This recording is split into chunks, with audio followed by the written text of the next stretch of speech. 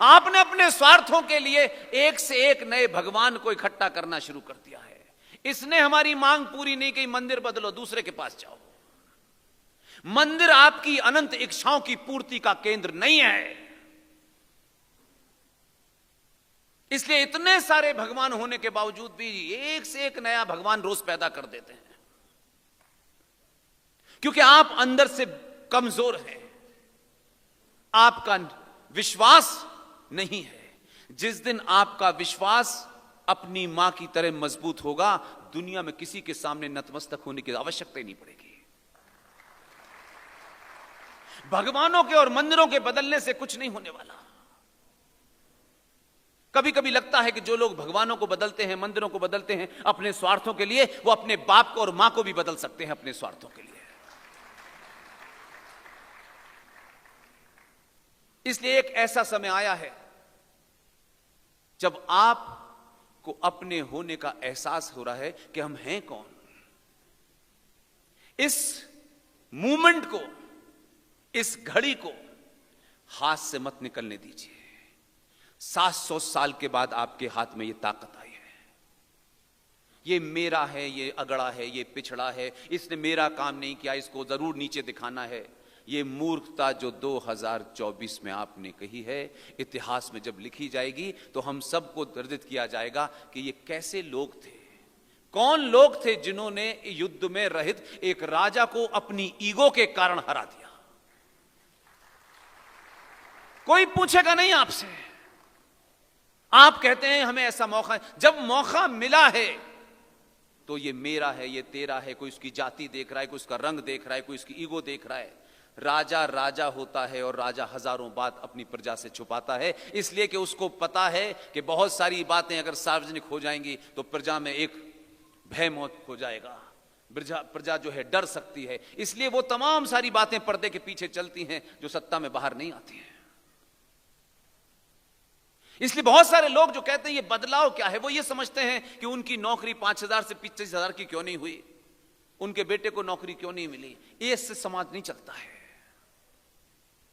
ये ऐसा क्लासिक मुल्क है, इसके पैदा होने की डेट ही गलत है। बड़े बड़े ज्ञानी, बड़े बड़े इतिहासकार सुबह से लेकर शाम तक ज्ञान बांट रहे हैं, दुनिया की किताबें कोट कर रहे हैं, लेकिन इस संचार क्रांति के दौर में छोटी सी बात कोई नहीं पता करना चाहता कि ग्रेट ब्रिटेन की आर्काइव में जाएं और आर्काइव में 1947 में ग्रेट ब्रिटेन के जो प्रधानमंत्री थे क्लेमेंट एटली, उनके कैबिनेट के मिनट्स को पढ़ लें, सब अवेलेबल है। उसमें 15 अगस्त 1947 को भारत को आजादी मिली है, ऐसा नहीं है। लेकिन हम झंडा फहरा रहे हैं क्योंकि फूल वाले चचा फहरा गए, कबूतर उड़ा गए, तब से कबूतर ही उड़ रहे हैं। इतना तो बदला हुआ कि कुछ कबूतर उड़ा रहे थे, ये वाला चीता उड़ा रहा है आजकल। यही फर्क है, और वो आपके कारण हो रहा है, ये ध्यान रखिएगा। वो जब पीछे मुड़ के देखता है तो कीनिया हो, लीबिया हो, सीरिया हो, फ्रांस हो, जर्मनी हो, उसे अपने ही नजर आते हैं जो खाकड़ा और फाफड़ा खाते हैं।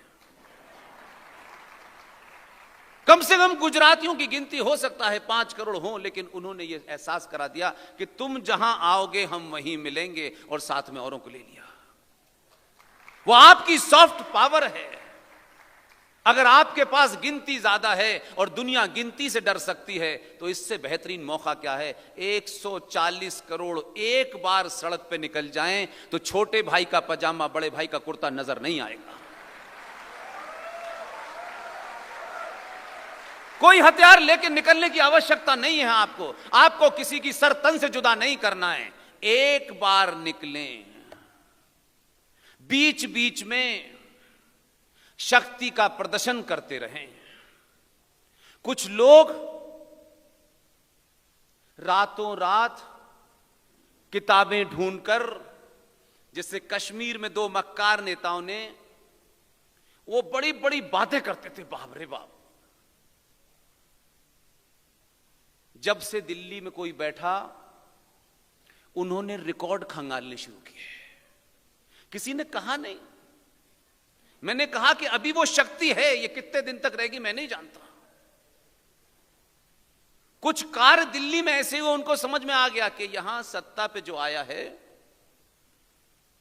इससे पहले कि ये हमसे हिसाब पूछे कश्मीर में, तो वहां एक बहुत बड़ा है, उसका मुंह दिन भर बकता रहता है, दिन भर बक बक करता है,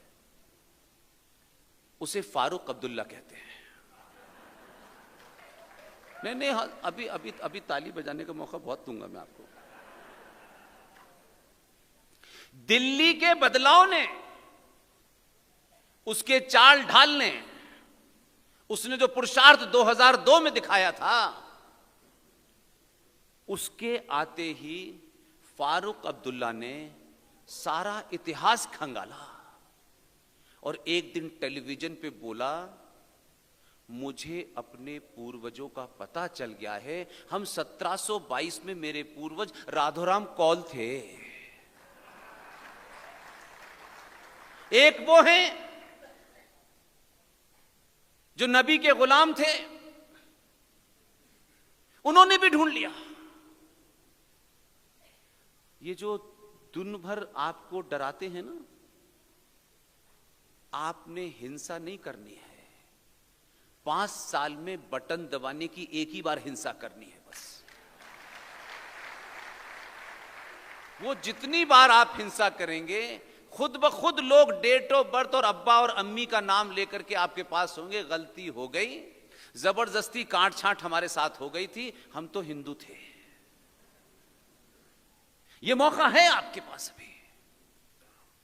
और ये बदलाव कैसे होता है, मैंने एक घटना आपको बताई, दूसरी घटना का प्रत्यक्ष गवाह हूं, इसलिए बता रहा हूं। ये देश चल कैसे रहा था? देश तो हजारों चल रहे हैं, आप तो सब गुजरात के लोग दुनिया भर के देशों में जाते हैं, सब चल ही रहे हैं, जिंदा तो सभी हैं, लोग खाना खाते हैं, पीते हैं, मर जाते हैं, कभी तूफान आता है, कभी बाढ़ आती है, वो तो कौन सी बड़ी बात है, दुनिया ही चल रही है। लेकिन भारत एक क्लासिक देश है। भारत के अंदर जितने भी हमारे विदेशी मेहमान आते थे,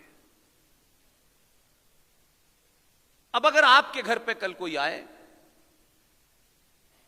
और आप उसको कुरान शरीफ देने लगो, तो वो यही सोचेगा कि आप इसी से शुरू हुए हैं।